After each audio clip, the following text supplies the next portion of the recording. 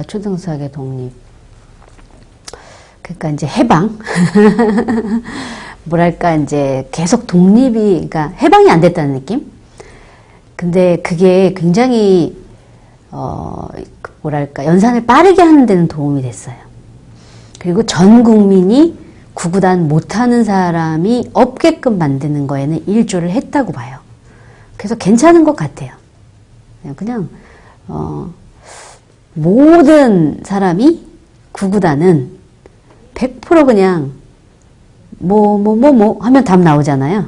그렇게 된 거는 수학을 어쨌거나 잘할 수 있는 배경을 만든 건 맞는 것 같아요. 그런데 그것이 뭐랄까 원리를 약간 잃게 했다. 그러니까 저는 세분 원리를 강조하기 때문에 한 덧셈을 푸는데 7가지로 풀게 하거든요. 그러면 곱셈이 덧셈의 연장이잖아요. 그러니까 그 곱셈도 7가지로 풀 수 있다는 가정이 성립하는 거거든요. 그런데 이 상황에서는 다 아무 생각도 안 나거든요. 그러니까 그 사실 일본식 그 연산이 거기에 그냥 저변 확대가 된 거잖아요. 전 국민이 그냥 이 음이 이제 그냥 정착이 된 거니까. 그래서 조금은 글로벌하게 가자. 그리고 그 작은 순간이지만 원리를 뜨게 만들자. 그래서 그 중요한 시기인 유아 초등수학의 베이직인 연산에서 완전히 한국식의 독립을 이루자. 뭐 이런 취지가 사실은 두뇌로의 취지일 수 있어요. 그러니까 이게 처음부터 내가 독립하겠다 이런 차원은 아니었고요. 이렇게 하나하나 하다 보니까 알게 되고 경험하게 되고 찾아지면서 정말 우리만의 색깔, 우리 이제 대한민국 색깔의 그런 수학의 또 다른 패러다임을 한번 만들자. 그런데 기존에 하던 걸 뭐 안 할 필요는 없는 것 같아요. 그게 뭐 곱셈구구라고 하는데 이제 뭐 일반적으로는 구구단이라고 말씀하시지만 안 할 수는 없고 뭐 하면 훨씬 도움이 많이 되니까 그냥 학부모님들이 해주실 수 있는 한 최대한 그냥 해주시면 좋을 것 같은데 거기에 이제 저희 두뇌로 이제 수학 그 학습법 내에서는 굉장히 원리를 많이 강조를 하거든요. 그래서 이제 원리를 할 때 제가 이런 말씀을 많이 드려요. 곱셈구구를 운율로 하면 99, 81, 즉 81개에서 끝나요. 그 요즘 초등교과가 12 곱하기 12, 144에서 끝나게 되어 있거든요. 그러니까 운율로 하면 최대가 144개예요. 그런데 거기에 조금 더 저희 패러다임으로 업그레이드를 하면 무한대가 가능하세요. 이게. 그러니까 원리를 순간적으로 떠올리는 거거든요. 제가 이제 예로 많이 드는 거. 9 곱하기 6. 9, 6에 54 끝이에요. 더 이상 뭐 생각도 안 나요. 근데 이게 많이 불러보고 그 운율로 정착이 되었으면 여기서 끝나게 되거든요. 그런데 그걸 하되 9를 6번 더했다. 6을 9번 더했다. 그럼 9를 어떻게 변형할까? 6을 어떻게 변형할까?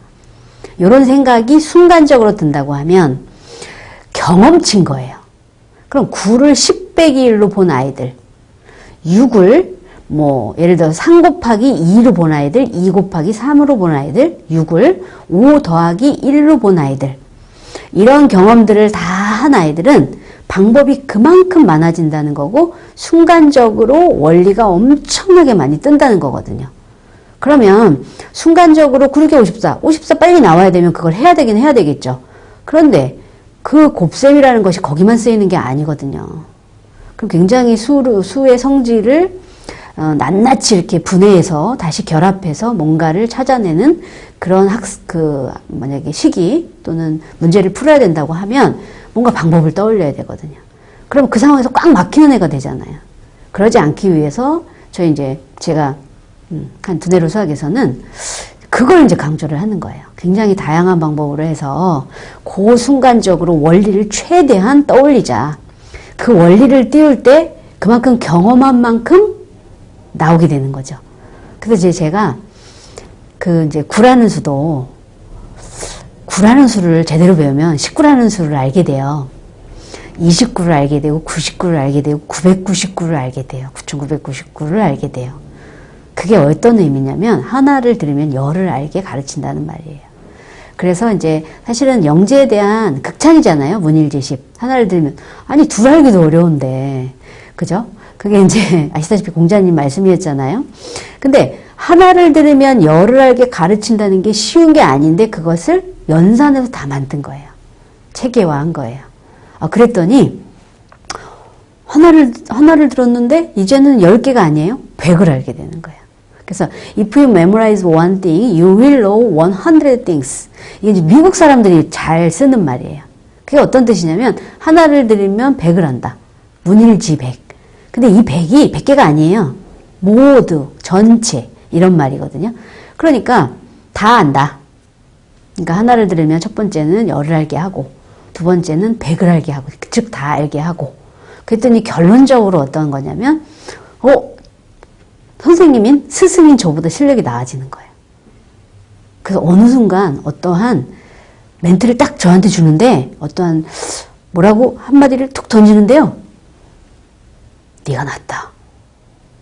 와, 드디어 스승보다 나은 제자가 만들어지더라고요. 청출어라는 말을 제가 좋아하는데 그래서 저희 교육 목표가 됐어요. 저희가.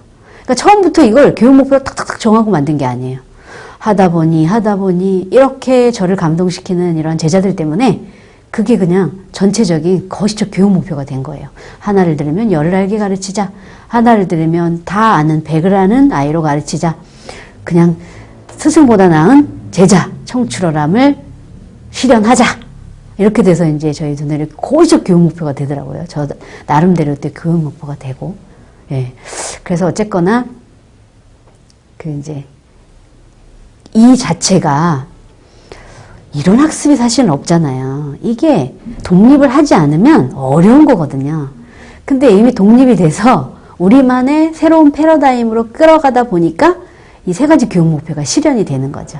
그래서 저는 굉장히 이제 우리 아이들의 그 미래가 이러한 수학적 배경에 깔려있는 수학적 사고력이 미래를 밝게 할 거라고 그렇게 믿고 있습니다.